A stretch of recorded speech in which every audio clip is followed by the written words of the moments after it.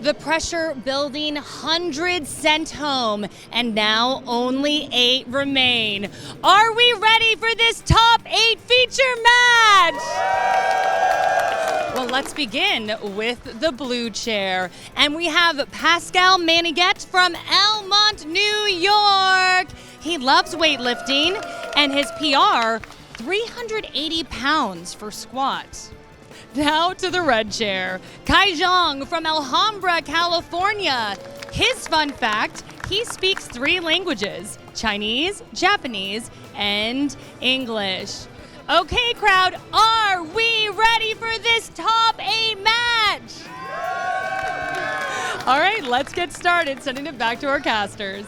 Thank you so much, Jackie. That's some very appropriate hype for this top 8 match between Kaihuang and Pascal. We, of course, have Pascal playing the Goblin Memento deck we saw earlier today, and Kaihuang piloting the Labyrinth deck as Arius himself. Just incredible, incredible stuff so far from both of these competitors, using decks that you don't necessarily see every day, especially on the Labyrinth side, but they're also known for being able to go the distance. It's going to be really interesting to see how this particular matchup plays, just like when we saw Kai on the feature match stage last time. A couple of things to note, too, about this top 8 match. Not only is it their only chance to potentially get into the top 4 and then, of course, later on in the finals, but they're going to have 55 minutes instead of the normal 45 that they're used to all weekend. So a bit more time so we can have a more decisive victor.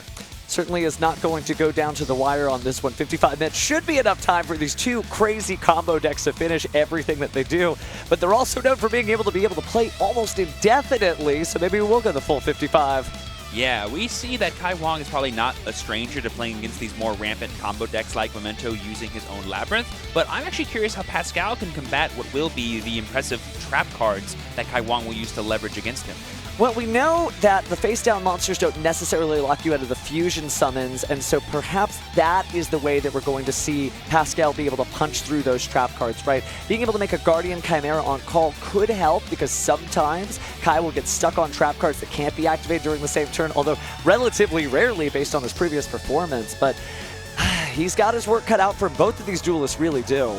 Oh yeah, it's going to be super exciting to see how these duelists combat this matchup and hopefully earn their right to be in the top 4 of YCS Houston. Kai's definitely got great energy, and Pascal, certainly having been up on the stage before, a little loosened up from his first appearance there. Nothing wrong with being steely and just focused on the duel, but it's always great when somebody has a good time because you know they're relaxed and in their element. I wonder if we should keep an internal tally of how many times Kaihuang summons Arius during this match, because it's like, how many times have you played yourself this game? You played yourself. Well, I know he used it once, at least, to special summon it on the reaction on that previous duel that we saw. So that's one you keep track in the chat for us. Oh, we're immediately going to the roll, it looks like. Oh, maybe that roll doesn't count. Looks like we're setting the dice aside. Okay, yeah. Look at the smile. There we go. Pascal's getting a little antsy. He's like, I want to get this game going. Let me earn my right for top 4. I told you he was comfortable. Maybe a little too comfortable, but great. They are just smiling like 2 old friends, ready to just play a good old hearty game of the Yu-Gi-Oh! Trading card game. They've worked very hard to get here. Which one will come out on top as the duelists get their shuffle decks to each other, and they're ready to, I think, start this top 8 match. And what's kind of cool, too, we talked about how this was an international affair, right? We got to see Kevin all the way from Europe earlier, Billy interviewing him. But this is an East Coast, West Coast match. It's California versus New York. Very true. Getting little rivalries from across the nation as we sort of set the stage over the next couple of months. We'll have some new formats, new packs coming out in between. But the NAWCQ will be upon us before you know it. So we're going to find out where the best duelists in North America come from. All right, our duelists are shuffled up. They're waiting patiently for the judges to give them the go-ahead so that way they can start playing. You can totally tell they're like, we're here, we know what we're going to do. We just want to go ahead and get it done.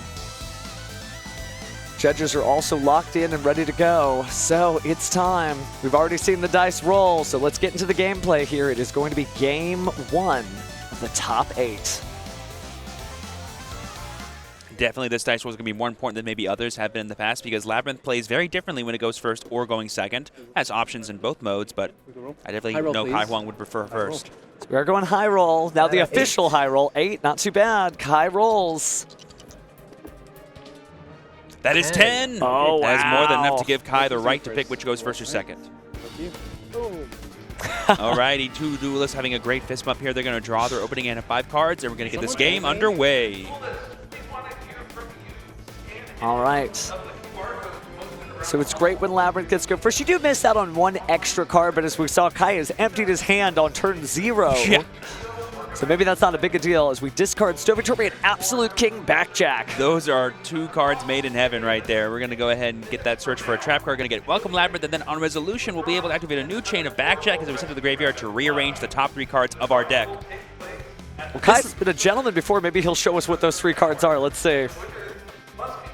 Let's see. I see an Ariana. Oh, wow, you're psychic. He knows how to do a good show with Dimensional Barrier and Arius. Thanks, Kai. So because he sent the Backjack, he would be able to, if he puts a trap card on top, be able to activate it from the top of his deck, essentially, during Pascal's turn. And I don't see any more monsters in Kaihuang Z, so he's just going to pass his turn and say, go ahead. What a gentleman, just extending that hand. He may have only have set 4, but thanks to that Backjack, it's essentially a set 5 and pass. If he put the D-Barrier on top, I'm not sure. Oh, I think it could be D-Barrier. It is. Oh, wow. And that card can be activated this turn thanks to Backjack. Certainly will help. Memento is known for fusions. So there's the special of Tatsuno Toshigo.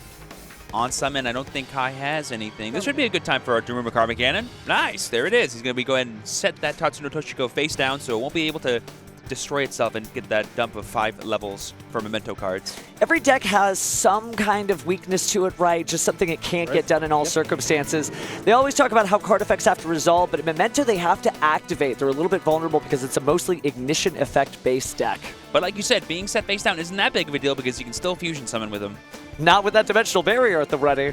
But, ooh, Goblin Breaker Grand Breakout. Let's go ahead and get something, unless we're gonna Dominus Impulse. No, we're not Dominus Impulsing, so it's Goblin time.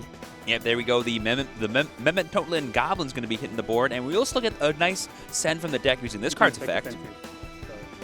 From deck? Yep, we're going to go ahead and send 2 cards here by destroying the Goblin. So 2 Memento names down, 3 to go. This would be a prime time for maybe Gaddock and Anguish, maybe? Question mark? I don't know. We'll see what he goes for. There's the Gaddock. Always nice to send that and get the free body.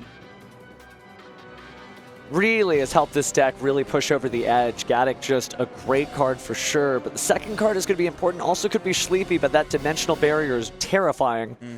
But I guess if you force the barrier out, you still have access to your Link plays if you play any of those, and maybe even your XZs, because we know that Pascal plays Big Gabanga.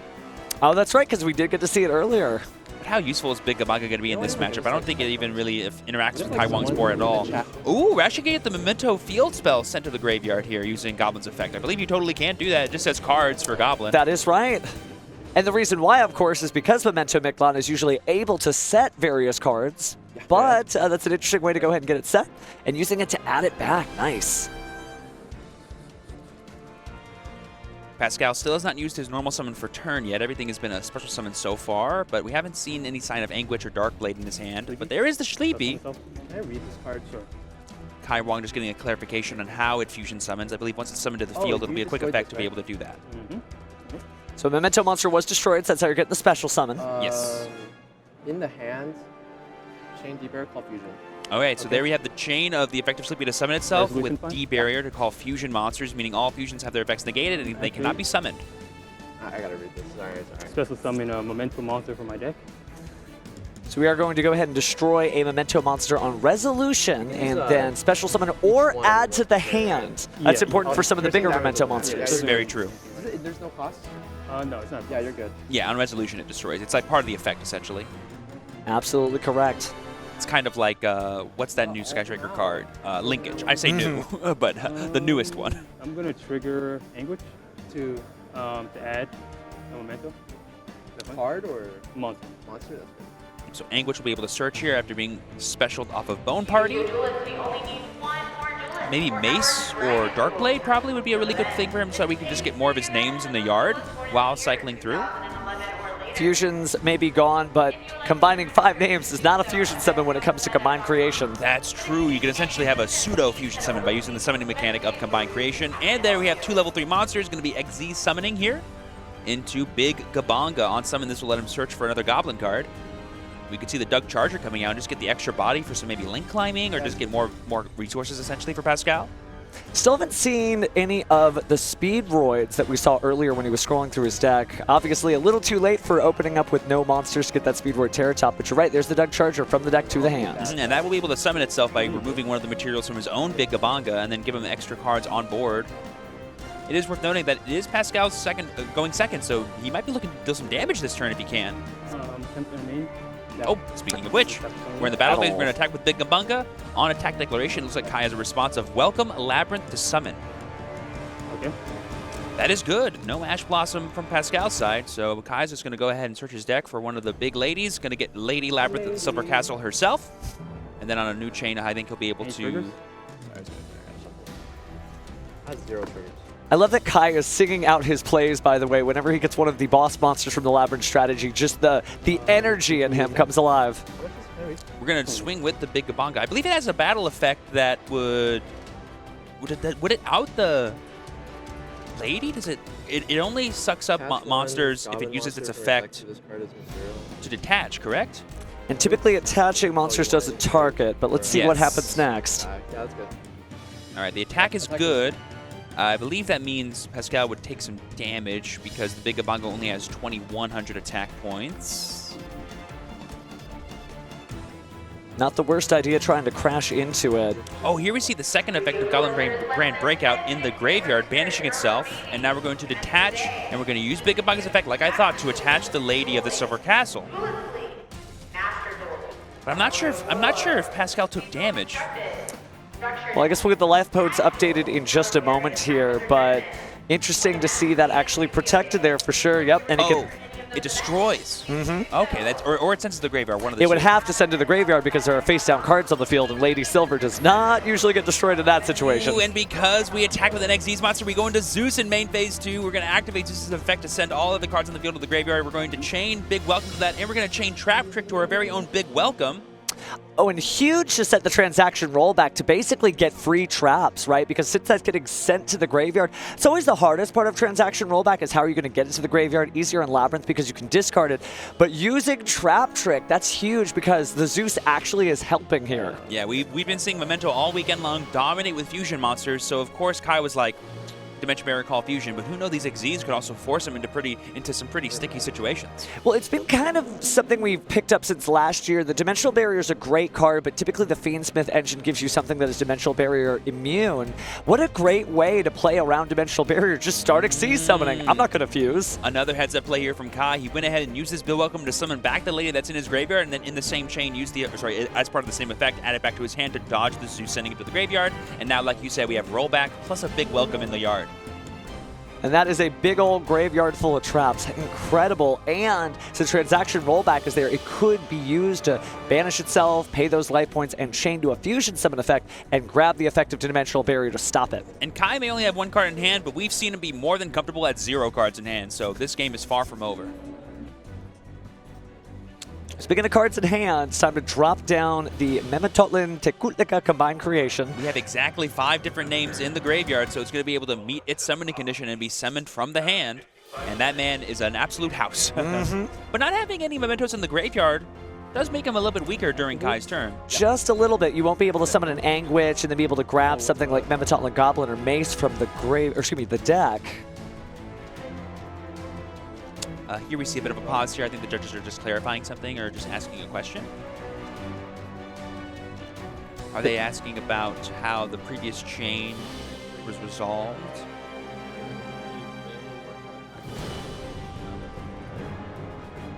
Oh, how interesting. I overheard our assistant head judge.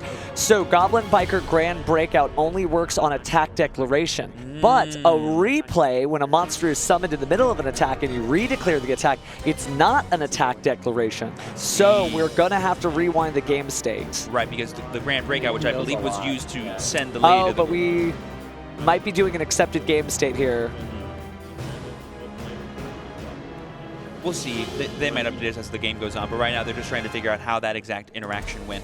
It is important that both players know what's going on, right? If you read your tournament policy guidelines, both players have an obligation to maintain a correct game state. So both players had an equal opportunity to say, hey, this card doesn't do what it's trying to do or what you say it does.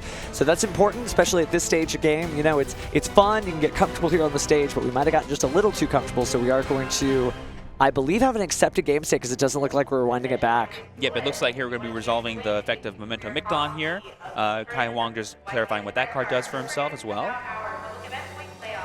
Probably means a procedural error minor for both of these players, but doesn't seem like it's getting upgraded, obviously, since I don't think that's something that happens every day, for sure. Right. We'll update you guys if anything changes, of course, with that, but let's go ahead and watch this game here and see what happens next. I think Kai is just debating if he wants to interact with this at all. I think the only option he has is to activate Lady's effect to summon herself because a trap has been activated this turn. Should go ahead and get summoned out there. Oh, and then banishing the transaction rollback to use the effect of a normal trap card. And that's going to be Trap Trick setting 4,000, right? Yeah. the cannon.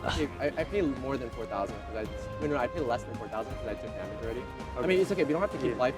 If I'm losing, I don't know.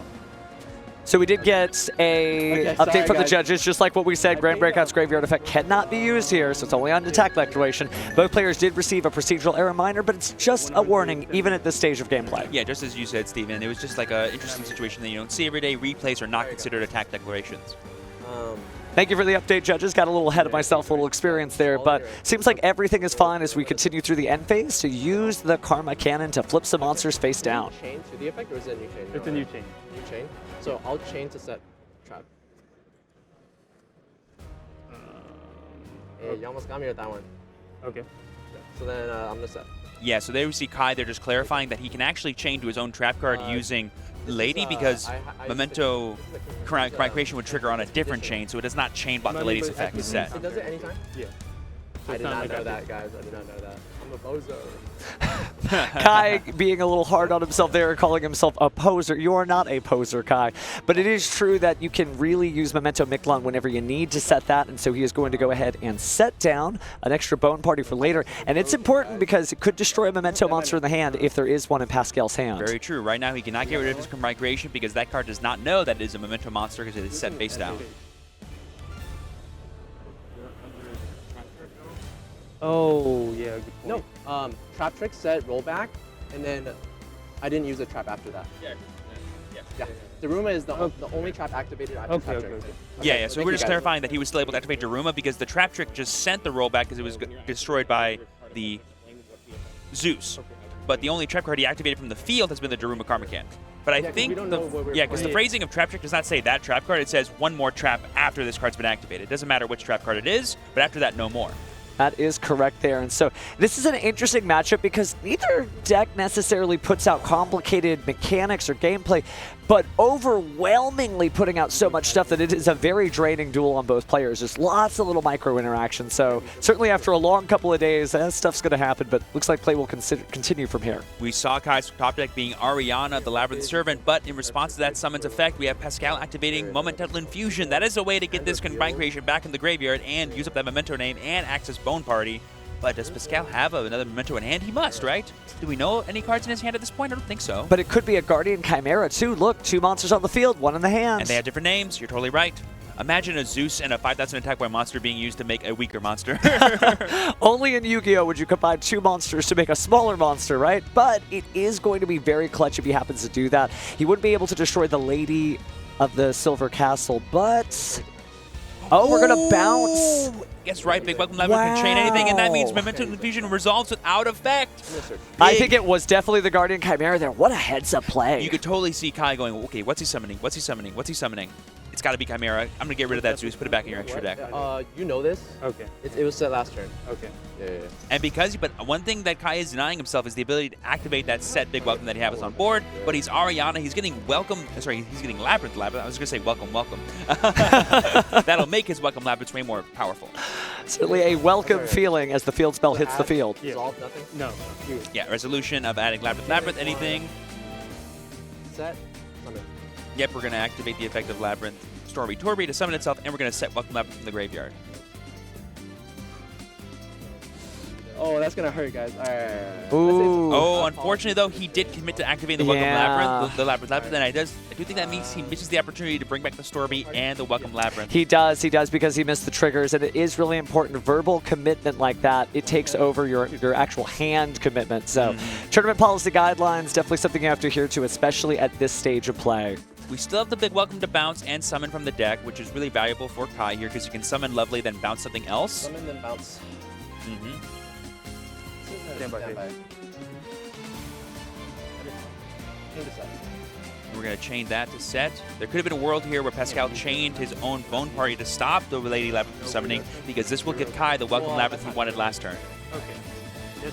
So Kai found a way to get back, probably needs to slow down, right? There's a lot of Labyrinth and cosplayer fans certainly cheering him on, but at the same time, Pascal just kind of holding it together, making sure to make concise, decisive plays, and by doing slow and steady, that may win him the match here, so we shall see how this We proceeds. see Kai eyeing that trap trick there, but he's going to choose to get the Dominus Impulse set here to maybe turn off any shenanigans like that known Bone Party from being able to summon, and we're going to add back the Lady of the Silver Castle here with our effect.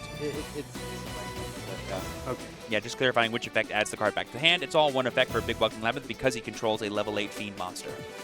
I'll pop Bone Party. So using the full effect of the field spell and getting rid of the Bone Party before there's even an opportunity to use it. And obviously there's no face-up Memento monster or anything left in the hand that would be Memento. Yep, and then here we have the new chain here of Ariana, and then chaining the Stovey Torby, and of course the Welcome Labyrinth to reset itself.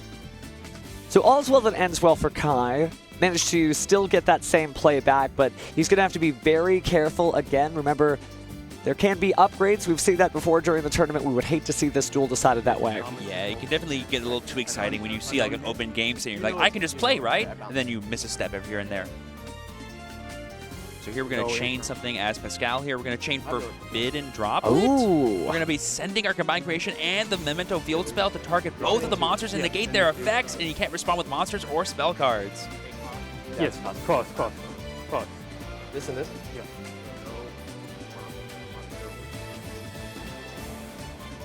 Let's see. I wonder if Kai's thinking, no response there. So both those monsters will be halved and their effects will be negated, but we'll get the Welcome Labyrinth set and the Stovey Torby summon.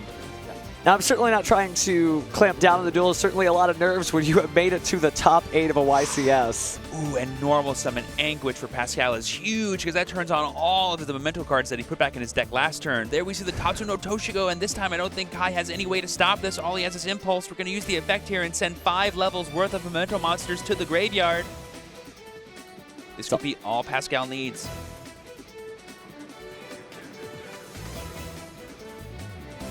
If something like Creation King hits the board here, I feel like Pascal could just have the game this turn. We knew this was going to be a wild and crazy duel. I don't think we could expect this. This is still game 1. You got it, Yeah. Yep, so we're sending Mace, Goblin, and we're going to use Garrick to summon itself back. Yeah. And then we're going to use Garrick's on summon effect to add back a Memento card to the hand. This could get back the field spell like we saw turn 1.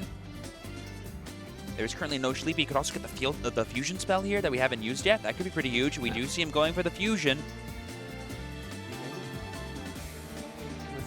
We're going to use Anguish's effect, targeting Gaddock. That's all she wrote, though. Kai has decided to concede this game.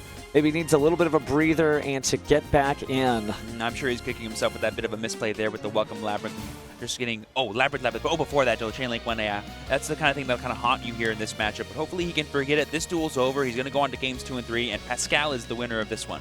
I think it was mostly decided with gameplay. The only opportunity might have been to set an additional trap card there with the Stovey Torby, but seems like things have kind of calmed down for both duelists, but both duelists, again, showing a little bit of nerves. We know that they haven't been this far into an event before, and even if you get comfortable, sometimes you can get too comfortable, right? There's slow play and there's too fast play, and we've seen a little bit of both throughout the tournament, but seems like they're okay. We've got a great, assistant head judge up there to kind of instruct them, make sure they're following all the rules here. So as they side deck, what do you think they're thinking about as far as this matchup goes?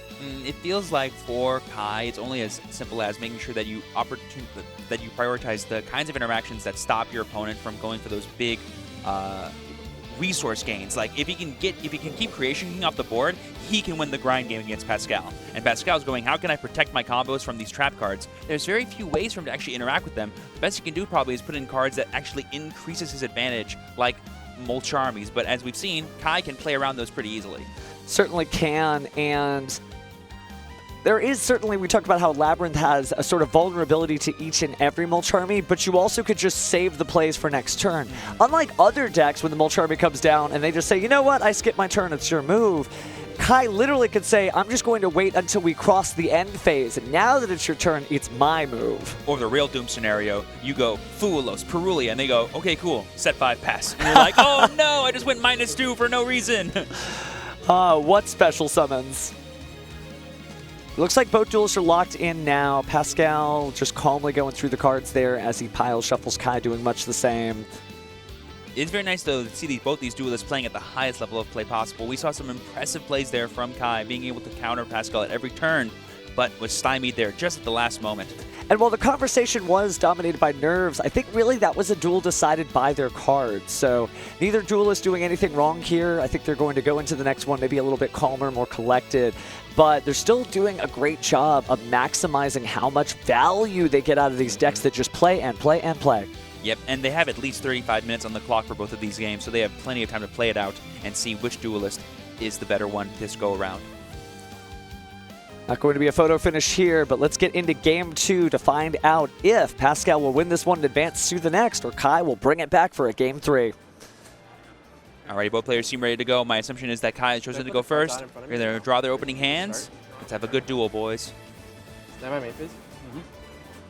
Start of main phase 1, Pot of Extrav. Kai loves doing this. A really cool thing about this card is that it can actually bait any of your opponent's Ash Blossoms that they might have in your hand. That can open up your Labyrinth cards to being safer. That's pretty cool.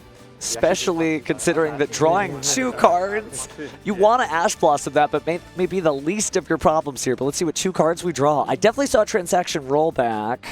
Ooh, and I see a big welcome and a trap trick. I think Kai has everything he wants to be a happy camper as a Labyrinth player. Starting off with Torby sending Draglier. Sorry, Chandraglier.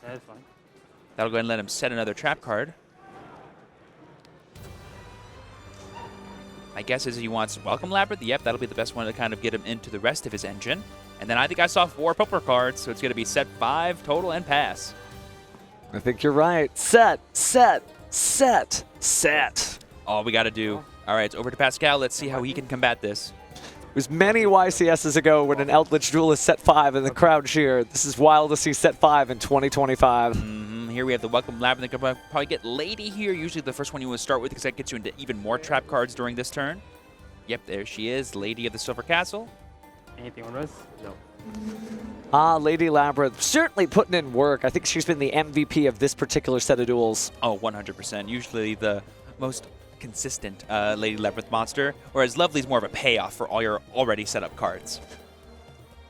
Well, the Queen sits on her throne, but she hasn't arrived yet. We're taking a deep look into Mementotlin Darkblade here to consider whether or not we want to stop it. Would be kind of scary. Are we activating the effect here? Oh, yep. Does it go in the field spell zone? Yeah, it was originally in the farthest right zone. Or left if you're Pascal. All right, we're just going to go ahead and destroy the Mementotlin Darkblade to special summon level 3, and there's the Anguish in attack mode. We're doing everything we need to. We have that extra name in the yard thanks to the Darkblade. All right, back into the deck, no response. So searching out a Memento monster from the deck to the hands. This could be a Sleepy line. This could be a Goblin line. This could be... Probably that's it, because you want to be able to maybe protect your... No, probably just normal summon Goblin could be pretty cool here. But we are going to get the Tatsuno Toshigo. Kind of have to push the envelope there. When you're staring down 4 face-down cards, eventually you have to get rid of some of those before you bring out your biggest bosses. If Kai does not already have a Karma Cannon, he might force it out here from Pascal. There we see the big welcome. This will let him put back the Tatsuno Toshigo in Pascal's hand because he does control a level 8 Fiend. And then he's going to chain the Lady's effect to set another trap card. And we've already normal summoned. I've seen some desperation play where a Tatsuno Toshigo was tribute summoned, but not this turn. Oh, but there's the cannon. It currently cannot be played this turn, I believe, because Lady does not let you do that. Unless we get to a coup clock, but there is no clock in sight. Speaking of the clock, we got 33 minutes, so plenty of dueling time left. Ooh, we're getting Ariana, and Ariana can get the coup clock, right? That's true. Because Labyrinth does not negate their effects. Chain 2 to add back, summon, set to the field. So let's see, Chain Link 4 is going to be Welcome Labyrinth to set itself. Chain Link 3 is going to be Stoby Torby to summon, Draglier to add back to hand, and then Ariana to search. Chain 5 for Pascal is going to be Forbidden Droplet on the Ariana. Would be pretty huge here. We're going to go ahead and send that Otaka Tomborg from his hand to the graveyard. The patented Speedroid engine requirement. Not getting locked in a win for now, but we have another Daruma Karma Cannon! It was the biggest bait of Kai's life. Yo, just proving that it is in fact a different one. Don't worry. Pascal's like, but you said that this turn. I was like, I did set this one this turn, but not this one. Keeping great track here. Now, does that mean that Droplet no longer applies to Ariana because it's been set face down? Is it like imperm like that, or does it not target? So you negate face-up cards during the resolution of Forbidden Droplet, and since it's no longer face-up, you can't negate that face-up card. So he look at the search of the Ku Clock, and so now if he wants to, he can activate the other Daruma Karma Cannon. Really heads-up play from Kai, getting a card that he already had set face down. Tick-tock, tick-tock. Amazing play right there. It is worth noting that Pascal has used his normal, but he has Momental Infusion. And we have the hard draw D-Barrier calling Fusion. Pascal at a loss for words, at a loss for actions, but he's going to keep playing, and he's going to banish that Fusion from his graveyard to activate its second effect. Just making sure he has a clarification of how this one works. Yeah, that's good. Yes. Just on the edge of my seat here, because every one of these plays is absolutely incredible. Every one of these plays is pushing the envelope of this, and Kai just had some great luck with that opening hand, drawing exactly the normal trap cards he needed. Tatsuno Toshigo hits the graveyard, and now Pascal is searching his deck for another Memento monster. Oh, are they clarifying if Fusion can send face-down monsters? It summoned after. It was Daruma resolved before this came out. Oh, they're asking if the Stoby Torby should be face down. I believe it was Chain Link 3 and Daruma Karma Cannon was Chain Link 6. I don't know. You guys are keeping track of the Yeah, red. So yeah. What did you search? Sorry. Party? Yep, so we got Bone Party thanks to Fusion. It summons from deck. Also can add to hand, although it doesn't seem like that effect is being used much. It can still be Ash Blossom, by the way, yeah. Oh, yeah. But I don't think Kai has that. So we're going to send the Goblin from hand to the graveyard, or destroy it, I should say. Destroy. Now that it's destroyed... It's What, funny, too. I mean, you can see Goblin having a party right there on the art. what other Memento extenders could he do? He currently does not have the names for Combined Creation. He could get Mace and maybe use that during Kai's turn to maybe stymie him from going for game. But Mace only works when you have Combined Creation on the field. Oh, you're totally right. I'm not sure what Pascal has access to anymore. He's gone through almost everything. Not being able to get into Creation King has been super tough for him both these games here. Well, it's the one inherent advantage, right? We've joked about how the Pot of Extravagance means you don't care about your extra deck, but Kai doesn't care about your extra deck either, but he does grab the Mace and special summon to the field. Of course, he could destroy itself to grab another Memento card from the deck to the hand. I wonder what sort of miracle panacea he's looking for. We could get Sleepy, but without being able to Fusion Summon, what's Sleepy doing for you? Think here. He's like, I'm good. He's going to activate the effect on resolution of the summon of Ku Clock to be able to activate a set trap card that he played this turn. And there we see Pascal scooping it up. The second Karma Cannon is too much. So one thing, not only do the effects have to resolve, but they do have to be able to activate it. And if that monster's face down, it just isn't happening. So Kai has a little bit of smile on his face, a lot of relief. A lot of energy, too, as he slams back to the chair and takes a smile at the crowd as they applaud for him, a little fist pump there. But he is not out of the woods yet. Pascal is still demonstrating great play here. So he's got to dig himself out of this hole, but he'll be able to go first. Depending on what Kai gets in his opening hand, may mean that, well, Pascal is able to run away with this duel. I feel like Kaihuang definitely made it up to himself about that maybe misstep he had in Game 1. He played that Game 2 like an absolute master and truly dominated. Well, his game plan was to win 2 out of 3. He's still got to do just the same. Yes, this Game 3 is going to decide who is going to be in our first semifinalist for YCS Houston. I imagine both these duelists are both ready, but also extremely nervous. Kind of a wild one here, but there's the smile again, that trophy within reach. But you haven't earned it yet, Kai. What would you say is the percentage buff that Kai gets for being dressed as Arius playing the Labyrinth deck? You know, I don't know if you get any gameplay buffs, but man, the Riz is on point. Yeah, the spirituality buff is what I'll say. Like, his spirits will be high no matter what. He's on camera, he's in top 8, and he's playing Labyrinth dressed as Arius. That's got to be a win no matter what happens here today. Oh, yeah, and sometimes that's enough to get you through the next game. Not to say that if you come here dressed in comfortable clothes, locked in on the Yu-Gi-Oh! Trading card game, you're not going to do well, because Pascal is doing exactly that. But you're right that if you're just feeling it, you don't get those doubts in your head. You're not thinking, what if I do this? What if I do that? Now, that did get Kai into trouble during Game 1, but he definitely has the energy for it. So let's see if the cards can do the same for him. Something in Pascal's favor here is that this will be the first game where he gets to go first, and he potentially gets to go as unfettered as possible, depending on if Kai has any really powerful side deck techs, of course. But I bet you Pascal feels super confident. We know that he's playing a deck that he's more than comfortable with, and he's playing a really interesting version of it that includes some awesome sub-engines like the Goblin Bikers and the Speedroids. We haven't seen a Taka-Tomborg. Could you imagine we start off this last duel just Speed Void Taka-Tomborg and the eyes just jump out of Kai's head? I mean, we have seen the Taka-Tomborg in hand, but we haven't seen the Terratop plus Taka-Tomborg patented 2-punch combo, which would be super awesome for Pascal. Pascal just taking a little breath there. Got to get it done. Kai just looking out to the crowd, gathering energy. Oh, there's the smile. Okay. Yeah, a lot of duelists are in focus mode until the game is over. You know this as well as I do. Just that feeling of relief. You're like, oh, I won. Oh, I could win again. My emotions, they've been unlocked. They're no longer distractions. Well, we are here at the YCS after all. So let's find out in our Game 3 who is going to move on from top 8 to top 4. We've got Kaihuang on the right. We have Pascal on the left. Memento versus Labyrinth. This is going to be one heck of a show. Everyone lock in. See a good, clean match. Standby phase. It's time to duel. Pascal, of course, starting off, and he's leading with Memento and Goblin. That's a pretty good start here. Going to get 2 cents from the deck. Kaihuang just making sure he's like, I want to understand fully what's about to happen to me right now. Yeah, that's fine. He's going to destroy itself. Yes. And then send 2 more cards to the graveyard. We're going to send Gaddock, and we're going to send Fusion. Really nice, getting extra access to more Memento cards. Wow. Chain Link 1, Gaddock, Chain Link 2, Meow was going to get that draw because a card was summoned from the graveyard, which is something that Memento loves to do. The forgotten Mulcharmy of the format. We've seen lots of Purulia, we have seen lots of Fualos, but Meows has taken the stage. As a Malice player, that is a very scary card.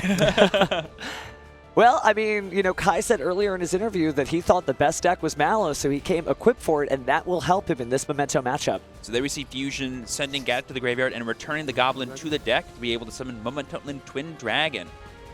Oh, wait. Is this in grave? Yeah, I shuffle it back. It shuffles back from grave? Yes.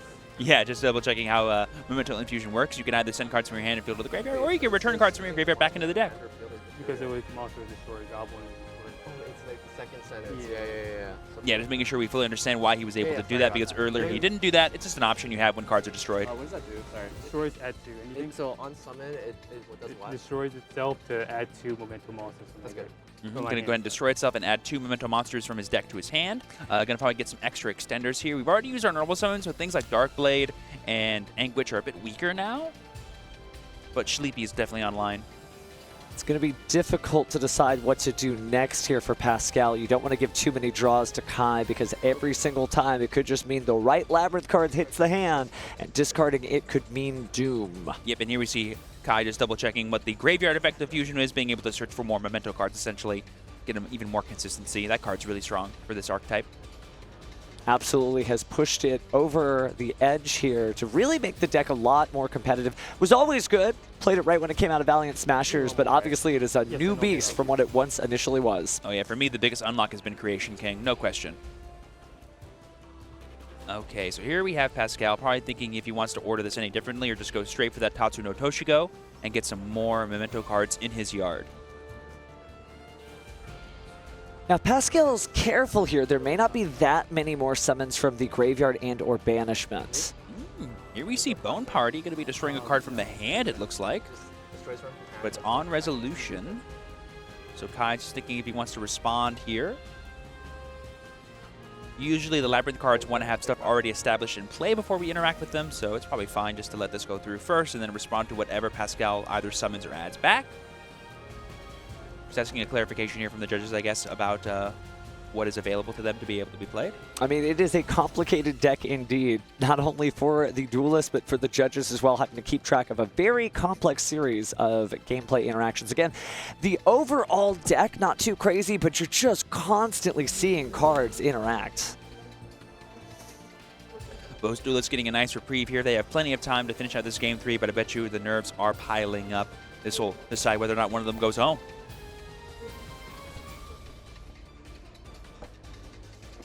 So judge likely instructing them. We've got player audio just briefly muted here as there's an announcement, so we can't hear it as well over here at the desk, but I guess we'll find out shortly what is happening with an update. My assumption would be like how Memento Infusion was able to resolve, and maybe just asking a clarifying question. Yeah.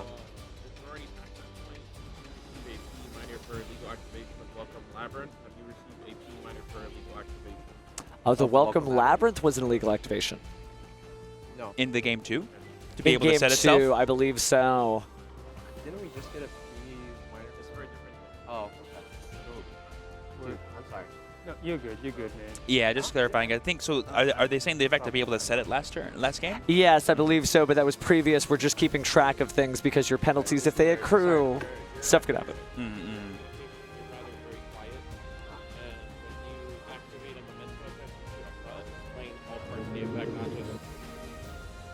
And here we're just clarifying as well what every player can do from this moment forward for this game. Just a little bit of a warning to Pascal there about being maybe a little too quiet.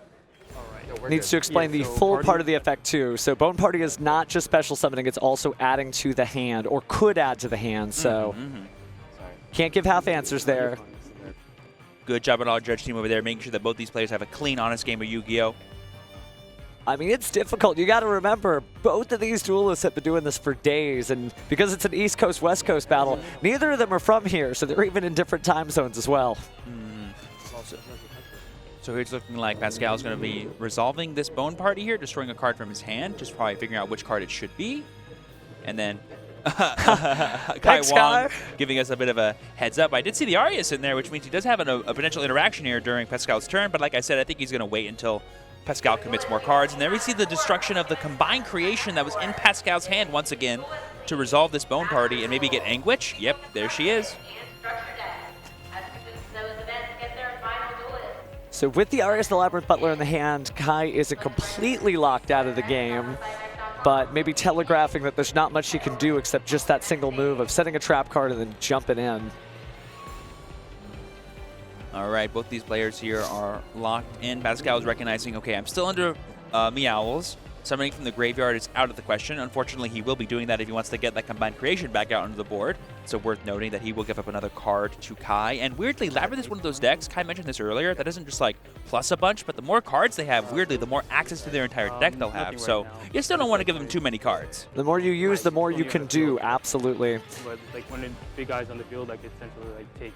If you control it, it's a take quick effect. Yeah, quick Yes. Like the main phase. Yes, just clarifying that Mace will only work if you control combined creation. Monster you control.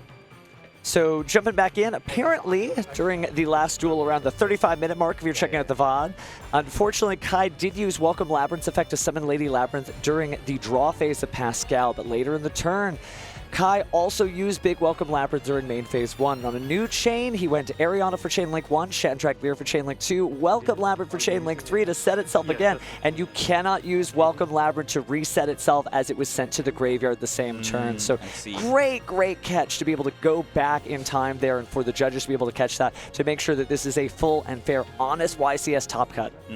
Back over here to Game 3, we do see the resolution of Sleepy fusing Mace, Katsuno Toshigo, and Sleepy to summon Creation King. It finally is here. We got a fusion summon off. This is the first time this card's been able to resolve for Pascal. Now we're going to see just how strong it is. We're going to be able to send another Creation King from the extra deck to the graveyard as well as 2 other cards. We're going to send Akihiron. What's going on? This is sending 3.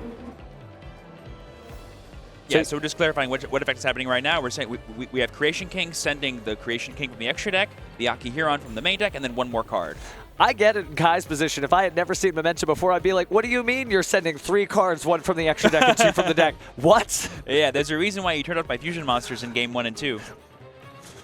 Because I could do this. He just heard the word fusion and said no, but little did he know how powerful these fusion monsters truly are. Yep, and now we have Creation King's effect to banish itself and then set Memento Mictlan from the deck to the field.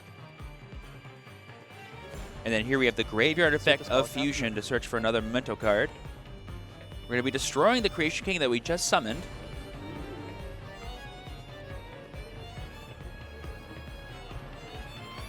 Memento fusion. Yep, So again, yeah, I was going to say we're searching for Memento Fusion. We're going to be grabbing another Memento Fusion. so crazy that card can search any card, including itself. I'm reading this right now. Yeah, this isn't damage. And it just is something with a lower level or something? Yeah, low level than the one destroyed. I destroyed the fusion. Okay, so Kai definitely familiar with this deck, able to quote the text of the cards without picking them up.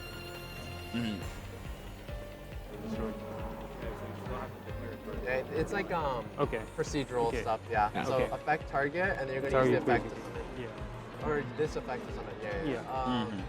That's the only chain link? Yes. That's good. So we went ahead and targeted that destroyed Mementotlin monster. Now we're going to special summon one with a lower level, and it is Mementotlin Sleepy. Because that Sleepy did come from the graveyard. Effect? Yes. Red one? Yeah. And now we're going to go ahead and XZ summon here into that Goblin Biker Big Gabonka and start unlocking the Goblin side of Pascal's deck here. Going to probably search for that Doug Charger that we saw. Boom, beautiful. That'll be able to summon itself as well by getting rid of one of the materials on Big Gabonka. And now we're going to use Doug Charger's effect. You gotta say, when you say effect, can The you charge tell me effect what is search the spell, Goblin spell trap. Goblin spell effect, okay. Yeah, and this will get the grand breakout. I'll say every effect. Yeah. Pascal getting a little ahead of himself, kind of like Kai did in game 1. You know, these duelists feel an open game state. They just start playing and they forget. Oh yeah, I'm sorry. I'm speaking to you as well. Yeah. I mean, the best way to do it is just say it like the anime, right? I activate my monsters effect, which allows me to do this. And as silly as that is, it is in compliance with tournament policy guidelines. You do have to, like, talk to that person across the table. This is not solitaire. Ooh, and there we see XZ's Armor Torpedo coming out. That's another just interesting rank 3 that we haven't gotten to see Pascal play yet. This might access the Armored XZ side of his deck if he has any fun ways to keep climbing up, but it does give him an extra draw as well. Oh, actually, no, we're going to overlay 2 monsters with the same rank to go into F-Zero, Utopic Future, and then into Draco Future. Whoa! Speechless. I thought we were fusing. I'm not going to lie, I didn't see that coming today. No, my bingo card, I might as well just throw it out. This is the craziest YCS top 8 I think I have seen in quite some time. But really good standardized plays here that make perfect sense, right?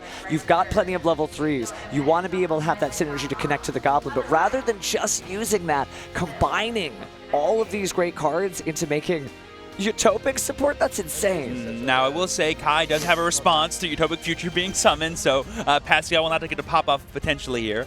You got, again, a little excited, but I'd love that he showed off the Draco Future, though. That was pretty awesome. This is very tough for me. This is a tough call here. You have to decide whether to stop it right here with the Arias the Labyrinth Butler.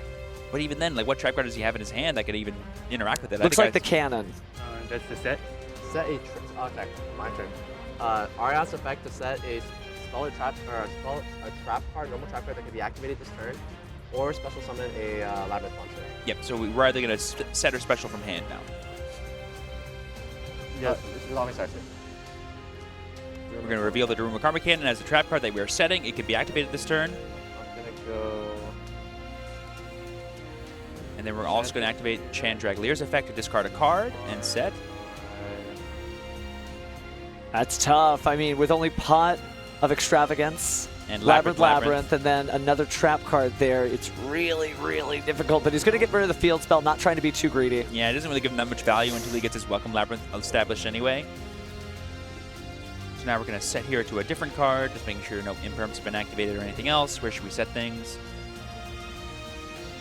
You probably get Welcome here. It won't be able to be activated this turn, I don't believe, because Arias only lets you activate the one that you set this turn, I believe. Yep, so there's the Welcome Labyrinth. Good call. But the cannon can be activated, and that will stop the Utopic Draco Future from coming out.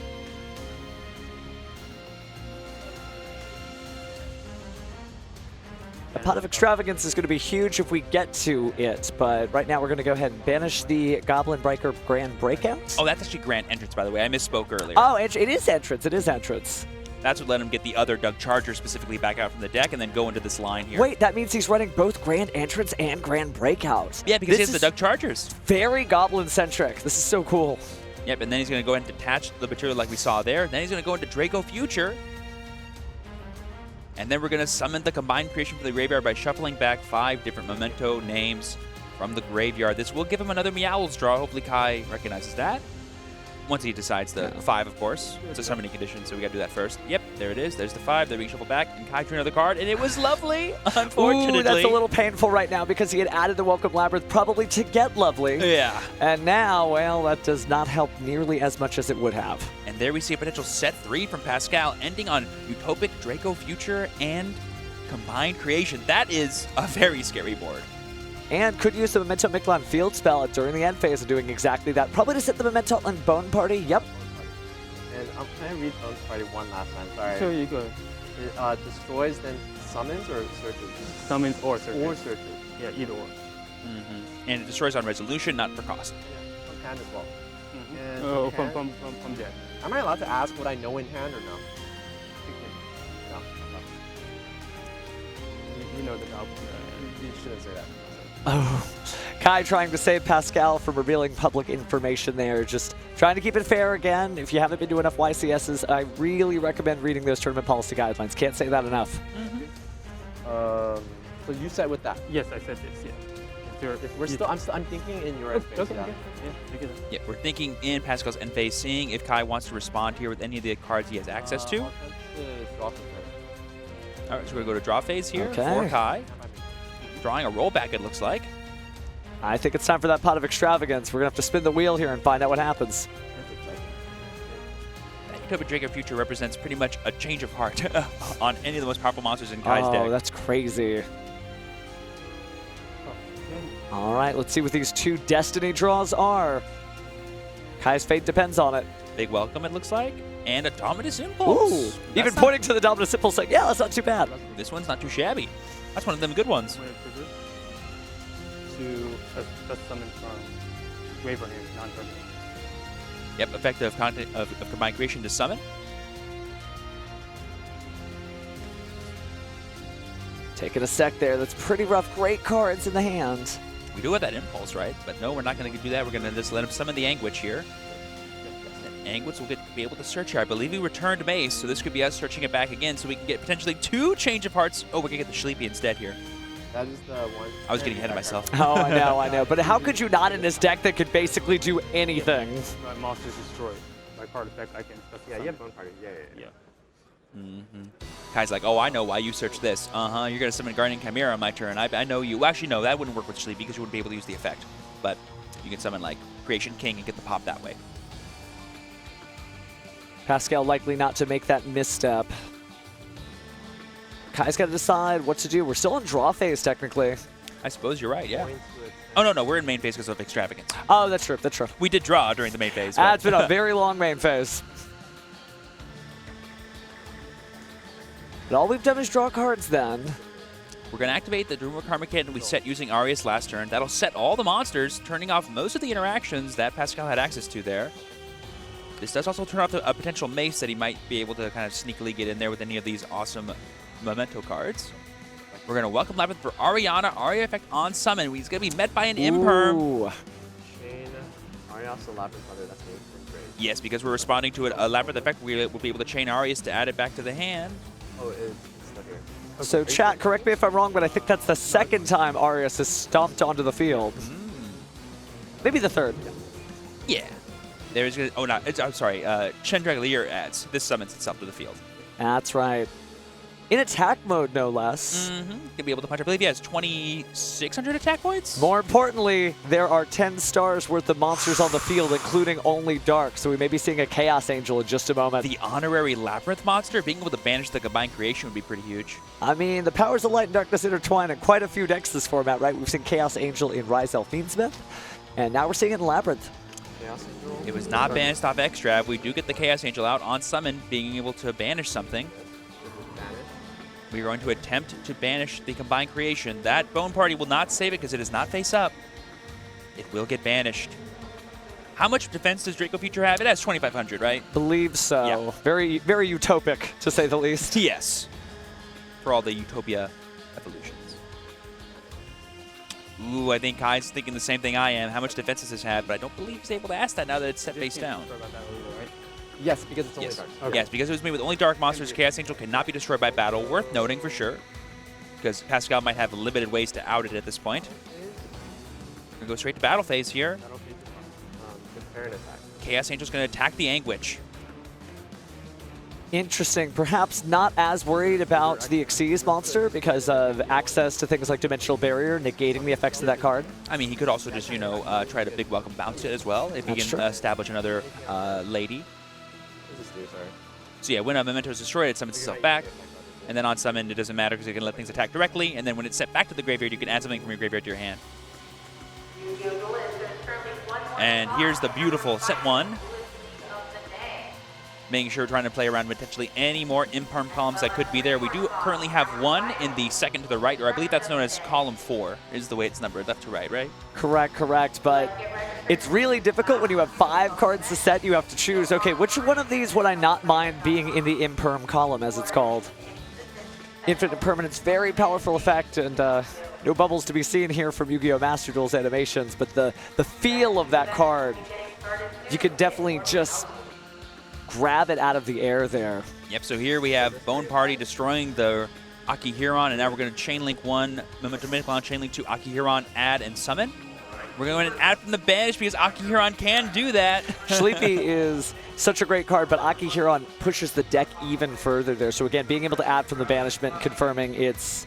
Yes. Yep, there we go, Akihiron. It is Graveyard and Banishment. That's why Akihiron is such a really nice engine requirement for this deck. It just makes sure that all of your plays are super resilient and you can keep going. And then we're going to go ahead and get Anguish back using Memento Micron, and then you use Anguish's on summon effect to search for a Gaddock. And then we're going to Sleepy because the card was destroyed, summon itself from the hand.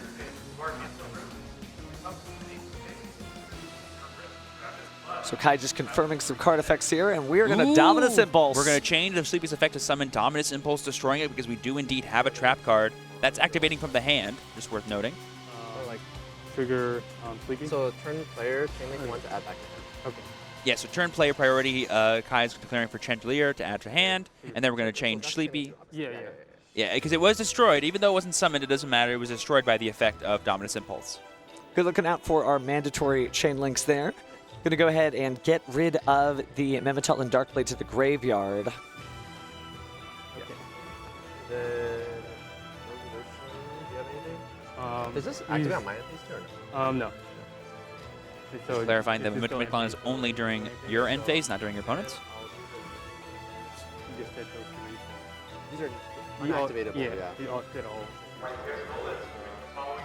During Kai's end phase, he's going to discard the Lovely Labyrinth in his hand and set using Chandraglier. That could probably save the fact that he unfortunately drew the card he's not used to drawing or happy to draw. And then we get the big welcome, which can summon it back during Pascal's turn. Yep. Was it the fusion that you use? The fusion spell, is it main phase only? Yeah, main Is phase it like only. Chimera fusion? Yeah. Yeah, it's only main phase. That's why I couldn't. I would have used it now, but That's what I was thinking. Like, why did you Chimera fusion? Kai's like, why didn't you use the fusion spell? Pascal's like, I can't use the I fusion spell can't right use now. it. Trust me, That I would wish be I could. good. That'd be Mhm. crazy.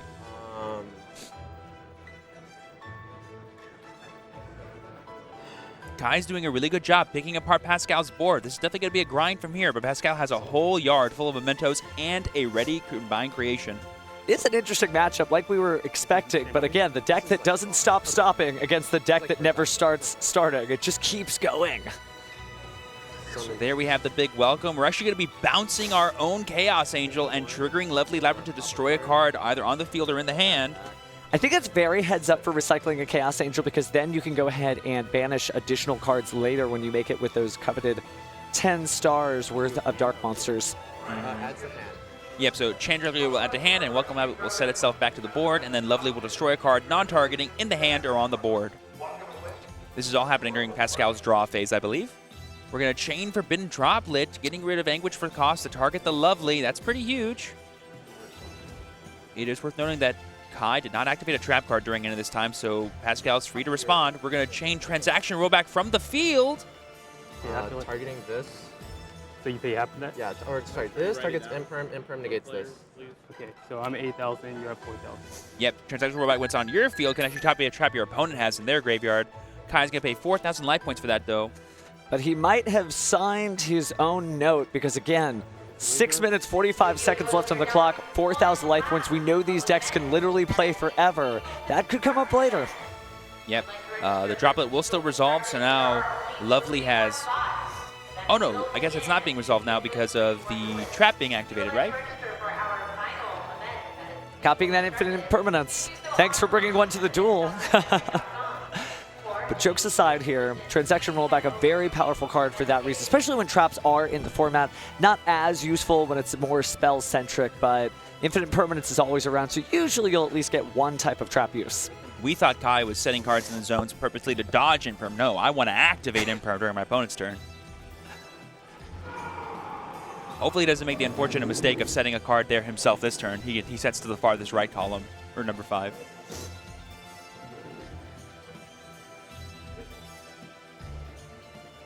All right, so might have a little bit of a pause here as our head judge explains a little bit of some of the communication rules to our players here. Didn't get a little bit of the player audio because every time there's an announcement overhead, we don't get that. But just what an incredible duel. I could literally watch this matchup all day. And the way they're playing, if it wasn't untimed, or if it was untimed rather, you really could just play Memento and Labyrinth nonstop. It's so back and forth, honestly. Like, we saw, what did Pascal have? 8 cards in play on his first turn, and now he's reduced just to 2 in field and like 4 or 5 in hand.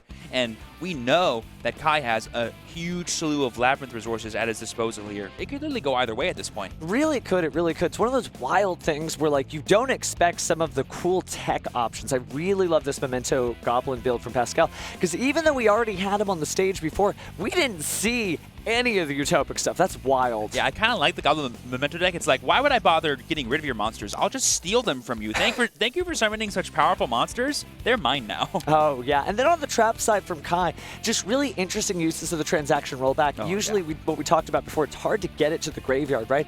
But in the case of using that infinite permanence, that was the perfect way to get it to the graveyard and then be able to banish it again and do even more. Yeah, it was the answer to that Draco Future, because if he didn't do that, that was still going to be flip summon this turn and cause havoc. Oh, goodness. It'll be a moment before we get back into gameplay, but it's just, again, cool to see that.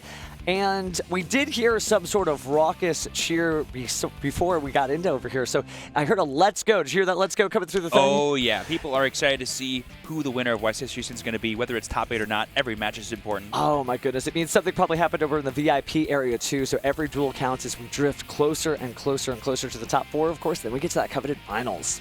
It's going to be really exciting to see. Honestly, at this point, I have no idea what's going to win. We've seen Ryzeal and Malice definitely perform, definitely earn people some top spots, but these wacky decks, I'm just going to call them wacky, beautiful decks, Labyrinth and Memento and even Mermail are doing such great jobs here this weekend. Yeah, I think it goes to show you, we talk about how no one deck is it. There are formats where, like, there's a popular deck and everybody sort of gravitates towards it so other decks don't get a chance.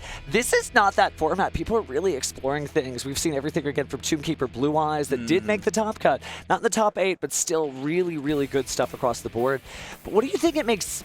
Why is this format so diverse? What is it that keeps people going like this? I would say, like, it's because the reasons why the top decks are the top decks are not because they're overly powerful than everything else. It's just that they're more attractive to the players, They're super consistent. They're super resilient. They have those kinds of plays that really tickle the brain and can unlock a really high power ceiling. But plenty of other decks do that too. And they're not being held down by the best decks in the format because people are just choosing to play those, and they can choose to play almost whatever they want. No, it's absolutely true. There were some heroes we didn't get to put up on the stage, unfortunately. We only get so many rounds that we could pick out. But there were some Crystron players that we were tracking. There were some A to Z players for those of you at home who love XYZ Dragon Cannon and the like.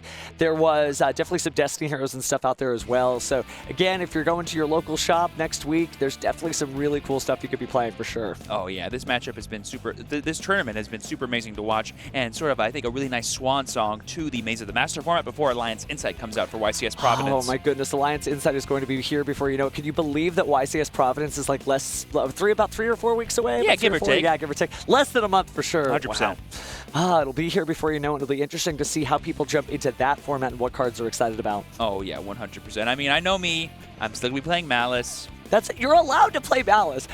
They're still playing Memento, which came out a long time ago, right? Valiant Smashers have been out for a couple of years, and Labyrinth has been out even longer. Oh yeah, I'm really enjoying Yu-Gi-Oh! Right now. It's in a place where it feels like no matter what I play, as long as I commit and I play what I like and I do good, a miracle can happen, as Kai has said himself today. Well, hopefully Kai gets the miracle too, but we are still waiting, of course, for a little update from our judge staff. And it may be a minute here, so just kind of bear with us as we hang out with you in the chat. And again, thank you for watching. We know there are so many viewers, can't imagine why, but either or, we are happy to have you here at YCS Houston. Again, getting down to the top 8 duelists from all over the place. You could be here too, and I know I say it every time.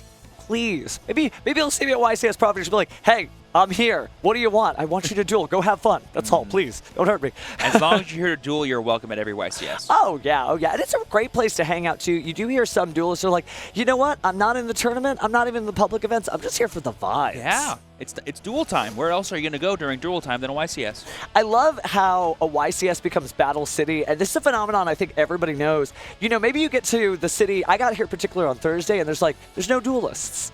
And then all of a sudden you start to see backpacks. You're like, wait, I know that guy. I don't know his name, but I've definitely seen him before. And then before you know it, every single person in the venue, the hotel, across the street, the restaurant, they're duelists. We take over these places. So it definitely changes Houston, Providence, Rhode Island, wherever we go into Battle City or Duelist Kingdom. Oh, yeah. A YCS being held in Battle City, I think, is always the most accurate way to say it, because no matter what city we're in, becomes Battle City. Yeah, goodness. It's going to be fun once we get to jump back into the gameplay, but I just want to say that, like, this has been just a really wild format. I don't think when Maze and the Master came out, anybody was expecting the Tomb Keepers to take over. Oh, yeah. And I think what's really awesome about that deck is that it unlocks kind of a big dichotomy in Duelists. There are plenty of people that love trap decks but hate the weakness they have when it comes to going second or the weakness of their monsters. Tomb Keeper has powerful monsters that unlock the power of your trap cards. You don't need trap cards to make your monsters strong. It works both ways. So it makes me wonder, since we're going to be seeing more stuff if Jinza will come back, but speaking of seeing more stuff, it looks like, why don't we go ahead and take a look at the updated top 8 bracket, right, to see what else is going on. Ooh, it's looking right here that we do have some deciding factors from the game between Aditya and Anthony. Aditya moving on, so that means we have a guaranteed Mermaid on the top 4. Really nice to see. Manuel and Nathaniel, that means we have at least one Ryziel going into top 4. We have the game right now happening between Pascal and Kai. That's still yet to decide a winner here. And then we have Kevin versus Christian, with Kevin moving on. Really awesome to see 2 international duelists in our top 4, both Manuel and Kevin coming from Sweden, I believe. Yeah, we talked about an East Coast, West Coast matchup. Talk about coming from across the pond. Duelists traveling literally from other countries here to America to be able to compete and show us the best of their dueling. Second to none. That is amazing. Yeah, given this matchup spread, there's actually a world where Kevin and Manuel face each other in the finals and have Sweden versus Sweden in the finals at a YCS Houston. We've had it before. I believe it was YCS Indianapolis that was won by a player from Brazil. And I remember asking him, what does it mean to you to come all the way from across, so many different locations to get to all these different YCSs? Come here to America, win the YCS. And you know what Paulo's answer was? Brazil! Let's go! Oh, it just goes to show you that duelists really do come from all walks of life, all nations. You're all welcome here. It is going to be such an interesting YCS if we do have just nobody from North America left in the contention. Yeah, that's one of my favorite things about card games. I don't care if you're blind, I don't care if you're deaf, I don't care if you don't speak a single word of my language. As long as we're dueling, I can communicate with you and have a great time. It's good stuff. It's weird because we all do speak a second language, and it is the Yu-Gi-Oh! Trading card game, because if you see a picture, I don't care if it's like 50 feet away, maybe it's on the other side of a football field, you're like, yeah, that's pot of greed. I don't know what it does, but I know that's pot of greed. And something's going to happen. Yeah, something's going to happen. It's just so funny that we do all speak like a pictographic language, right? You see that card and you're like, oh, there's that. And in the same way that if somebody says a word you don't know, if you see a picture you don't know, like, what does that do? And duelists are these amazing genius level people that can be like, oh, I've committed this full thing to memory and I'll know it for the rest of my life just off of this picture. And worst case scenario, you always have Yu-Gi-Oh! Neuron to translate any card you need. Oh, Neuron is such an incredible app. Like, I don't mean to glaze on it, but the idea that you could just scan the card and be like, oh, and now I know what it's in this language, and now I know what rarities it's in. Good stuff. But for some reason, every time I scan Pot of Greed, nothing comes up. I know. I can't. I just it's a bug. It's a bug. Maybe it's a feature, right? For anime fans, you know what we're talking about. Oh, goodness. Well, I have to say, after we got out of the Team YCS, right? Because we're coming off of Team YCS Las Vegas, I don't think I expected the format to shake up this much, but I guess this shows the strength of individual duelists competing by themselves. Yeah, Team YCS are always a different beast, there's always that mentality of, do we all play the same deck or do we all play different decks? Usually, if you want to have a team having 3 minds on the same strategies, that way we can all share strategies, share advice. It's really nice. But having 3 different decks to try to give yourself the most sort of diverse field and not be as easily countered is pretty good too. Yeah, it was a super awesome format, and I'm glad I got to play with you. Oh, thank you. But focusing on the cards, not on us, right? We've had our day. It's just wild to see that, just through a few weeks, so much has changed. I feel like Ultimate Slayer just disappeared. Yeah, Ultimate Slayer was in my main deck when I went to the Team YCS playing Malice, and now it's nowhere to be seen because it feels like the board breaker strategy or the going second strategy seems a little bit weaker because the turn 1 boards, if left unfettered, are just so hard to interact with. No, you're absolutely right, and they're apparently going to be very close. So those of you who are just like, please, we want to see the duel, we're sick of the Stevens, don't worry, it is coming your way. We want to see the duels too. But following up on your comment on the Ultimate Slayer, it's just so wild to see it disappear because it felt so good to just be like, Myriologic Aggregator, there's your Xyz stuff. But it's true with water out there, there's not as much mileage that you get out of it, and the extra decks have always been so crowded, so it's very hard to put so many different decks for sure. Yeah, and if you're banking on your board breaker being enough, you just can't be confident that it is. And so if you're going for a consistency and trying to maximize your chances of being in the top cut, having just something that protects your turn 1 or gives you some powerful non-engine to kind of stymie your opponent seems like what most duelists here preferred. It's true that that's what makes the Yu-Gi-Oh! Championship Series so special, is it's not just like a 5-round tournament and like a giant locals that you may have, and it's not a regional championship where just the people around. These are people who came from other continents around the world. They're definitely going to have the cards. You can't think that, oh, he's not going to have 3. He has 3. But they also come from like different scenes, so they have different perspectives on it, and you may run into something where like, oh, no duelist would ever run that. And they're like, no, they run that over there. They do it. Oh, yeah. Really exciting to see. So, yeah, speaking of excitement, is there anything you're looking forward to? Well, I guess in Alliance Insight, it is going to be the Malice stuff for sure, right? Well, actually, the Attic District stuff specifically that you get to play in Malice, if I'm being honest. Oh, interesting. So a little bit of an update, though, for you at home. The question apparently was, as we were talking with the judges, is whether or not Mem and Totland Anguish searched twice in one turn. It didn't. Anguish, the first copy summon came from Combined Creation, but the second Anguish came from Bone Party. It was resummoning the first one off the field, and so the only card searched was Sleepy, and it was never searched twice off Anguish. However, just like we talked about, both of these are kind of Galaxy Brain level decks with so many little micro interactions, so we had to make sure we were verifying that, but it looks like we will be going back into the gameplay relatively soon here. We just want to update you, so you at home aren't guessing or forming conspiracy theories or something like that. That's what happened. We were just verifying, that's all. And like I said, the judges are there to make sure that a good, clean, honest game of Yu-Gi-Oh! Happens, and any legitimate question like, did Anguish resolve twice, is discovered, replayed, and searched, and it turns out the answer was no. Everything so far has been above board, and that means once we continue playing, we'll be going off from Pascal's turn and continuing to see how this matchup shakes out. It's a pretty close one, it looks like. Definitely, definitely, and I'm so glad that we've got it. Now we're going right back in. So we're in draw phase right now. Yes, and we're going right back to Pascal's turn. We are still in his draw phase. The Lovely has resolved its effect to destroy the Draco Future, and we're just moving forward from there. It looks like on an open game state, Kai is going to be activating Dimensional Barrier and calling, was that Fusion that he said? Oh, sorry, this is draw phase. Oh, yeah, you're right. Yes, specifically this is draw phase as Pascal clarified. Therefore, Fusion is not able to be activated. Earlier, Kai did ask, can you activate that only in the main phase? The answer is yes, so great time for Dimensional Barrier. All right, so they won't be able to go into Creation Kings anymore, but Combined Creation is on the table, I think, and that is more than enough to maybe destroy Kai's board, because remember, he's only at 4,000 life points. Oh, you're right, from the earlier transaction rollback. Now, he does have transaction rollback in the graveyard, but with limited options of traps in the graveyard. I think I only see 2 cards there for now. Ooh, and there we see the Tatsuno Toshigo being summoned from Pascal's hand. That'll be more than enough names being sent to the graveyard that he needs to start comboing off, I think. And let's see. Yep, so we got Mace being sent there. That's 1 star. We need 4 more stars worth of Memento monsters. We've got Darkblade, so that's 5 total. I think Gaddock was already in the graveyard, so we couldn't get any more value out of that. Yep, because the Tatsuno Toshigo was destroyed, we're going to be able to summon a monster that's weaker. We're going to chain the Akihiron's effect to summon itself because something was destroyed. And this makes all of our big Memento monsters be able to attack directly. So now if we just summon the Combined Creation, it can attack directly for game. Good stuff. What effect? To discard, to destroy a spell trap. Yes, so this is the effect of Darkblade to discard and destroy a spell or trap, and he's chaining to that the Akihiron's effect to make sure that everything can attack directly if it's level 9 or higher. Feel like this is the first time we've seen, or at least the first time we've seen in a while, so discarding to get rid of that face down card. I mean, what a matchup to use it against Labyrinth, right? Yeah, plenty of traps. Yep, we have used the Big Welcome already, if you guys remember back, because it was used during the draw phase of Pascal's turn.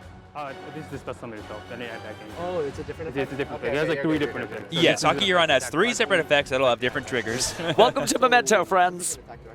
Yeah, level 9 or higher Memento. Yeah, only level 9 or higher Memento monsters can attack directly. Oh, and there we go. Oh, Kai's Kai. instantly scooping because all he has to do is summon Combined Creation and attack directly, and Kai only has Welcome Labyrinth and can only summon monsters. Pascal is moving on to top 4. A huge round of applause. All our very patient duelists here again. Cheering there for Pascal, managing to get the match win out, and everybody is locked in and ready to see who is going to continue to advance, because now we're about to go to top 4. Ooh. Only 4 duelists left. And we know Pascal's going up against Kevin, and we know that Manuel is going up against, I believe it was Nathaniel that he's playing against. So we do have Rizal representation. We do have Memento here. Unfortunately, this is the swan song for Labyrinth, but what an incredible, incredible performance from Kai, right? Just great stuff, showing how good Labyrinth is. Wasn't able to get through the Memento. Showcasing right now, I believe he's showing that he's side decked in the Milcharmy Meows, and it is a good option against a lot of different decks, but just didn't get too much mileage in this duel. Yeah, unfortunately, still going second against Memento is just too hard to come back from when they opened as well as Pascal did and played as well as he did as well. But Kai seems like he is happy with his performance here. Still smiling. Top 8 in cosplay. Man, you ain't got nothing to worry about. You've got a bright dueling career ahead of you. You know there's like some obscure stat out there, like now he's the highest placing cosplayer of all time, which is an awesome feat to have if that's true. And even if it's not, getting top 8 at this stacked YCS, nothing to scoff at. My dream, as I preach to the chat, is for one of you to get top 4 in cosplay. That's all we need to see. We've seen top 8. Kai has an incredible record here. Somebody's got to be the cosplayer to get the next one. Oh, yeah, 100%. But this duel was amazing. Both players did great, and I think we're a strong representation of what is possible in this format, even if you don't play Ryzeal or Malice. Oh, yeah. And it is always one of those things. People are like, oh, look at these popular decks. I have to play this popular deck in order to make it wrong, and you just saw it here. So, again, we've got now left, we said Mermail, Ryzeal, Goblin Memento.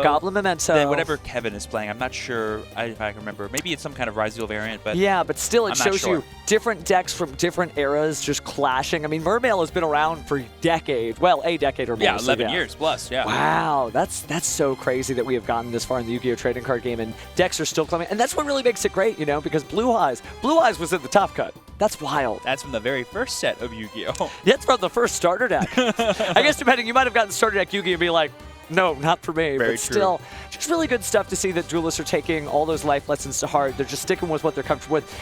I think that sometimes a deck that you know is better than a deck that just seems like it's going to work, right? Oh, yeah. Because you know what to do with it. You're in your comfort zone. You played those matches a million different times. And when Pascal was interviewed for that first time, he did say, I just played this deck because I know it so well. I've got about a year or so of experience with it, right? So good stuff. Yeah, and honestly, if a year is all it takes to get top 4 at a YCS, that feels like too few of time. So it's still a huge accomplishment for Pascal. This is not an easy feat to do, y'all, and he's doing amazing. Well, speaking of Pascal, why don't we go ahead and get it over to the stage, because Pascal had get through an incredible duel there, but now we get to see where his emotions are running. So, Jackie, take it away. Okay, Stevens, I am with Pascal. Crowd, let's hear it for Pascal. Oh my gosh, they love you. I'm sure that you're overwhelmed with emotions right now. Tell me, what are you thinking? Final 4 semis. You know, just stay locked in and focus, and just make sure I, careful with my plays and just think things through and not be in a rush. So, yeah, pretty excited. I love that. I love that mentality. Talk to me a little bit about your journey to get to this point. Yeah, I mean, I've been playing this deck for about a year, so it's a very complicated deck. Like, every card has like 3 different effects, so it gets confusing sometimes, but I've been playing it for a while. Misplayed a little bit throughout the way, but I got better with it. So yeah, a mix of Goblin Bikers and Memento. Can you explain to me your deck a little bit more? Yeah, definitely. So Abyss Dweller and Shifter are very popular in the format, so I wanted to play like a route with Memento where I could play around those cards pretty well, and there's plenty of times that I got Shifter and I was still able to win because of the way I built my deck. Okay, awesome. It's working, right? Do you have a game plan or a mindset going into semis?